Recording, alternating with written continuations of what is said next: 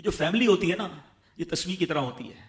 اور ہم نے دیکھا ہے کہ جو یہ جو ہے نا تسبیح کے اوپر والا حصہ یہ ماں باپ ہوتے ہیں. جب یہ چلے جاتے ہیں نا تو اپنے بھائی بہنوں کو جس طرح تسبیح کے دانے بکھرتے ہیں نا اس طرح بکھرتے دیکھا ہے. جب تک ماں باپ ہیں پہلے تو ان کی برکتیں لینا, اور جب یہ چلے جائیں نا تو یہ دانے بکھرنے مت دینا, جوڑ کے رکھنا اپنی فیملی کو. یہ فیملی یہی تو پیار ہے زندگی میں. تھوڑے سے پیسوں کے لیے بھائی بہن لڑتے ہیں, جائیداد کے لیے بھائی بہن لڑتے ہیں, تھوڑے کاروبار کے لیے لڑتے ہیں. قربان کر دو, کوئی بات نہیں, بھائی کو تھوڑا زیادہ چلا جائے, بہن کے میری بہن کے گھر میں ہی جا رہا ہے نا, یہ تیرا ہے یہ میرا ہے نہ کیا کرے. یہ گھر کی محبتیں آپ کو بہت ساری بیماریوں سے بچاتی ہیں. حدیث پاک میں آتا ہے جس کا مضمون ہے جو چاہتا ہے کہ اس کی زندگی میں اضافہ ہو جائے, عمر میں اضافہ ہو جائے, بری موت سے بچے, اسے چاہیے کہ وہ صلہ رحمی کرے. صلہ رحمی کیا ہے؟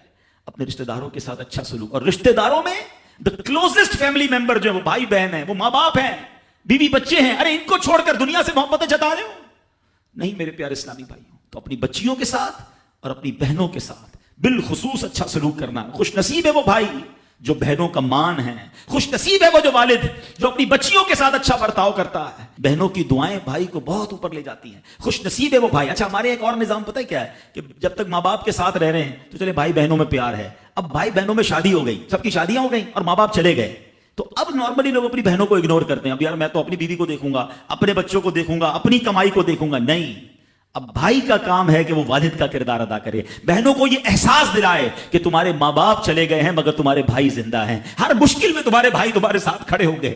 کبھی بہنوں کو یہ ریئلائز مت کرانا کہ وہ اکیلی کہیں کسی پرابلم میں ہو تو وہ اکیلے میں سوچے کہ میری ماں ہوتی تو میں کس سے ماں سے بات کر لیتی, باپ ہوتا تو میں باپ سے کہہ دیتی, بھائی کو کیا کہوں وہ تو سنتا ہی نہیں ہے. ایسے بھائی آج بھی کہ بہنیں انہیں اپنا دکھ بھی شیئر نہیں کرتی ہیں, بلکہ بھائیوں کو پڑی نہیں ہے بہن کدھر گئی.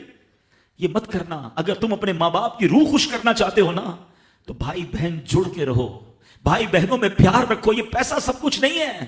ارے جو کچھ میرے پاس ہے اگر میرے بھائی بہنوں پہ خرچ ہو جائے تو اس سے اچھی کیا چیز ہے.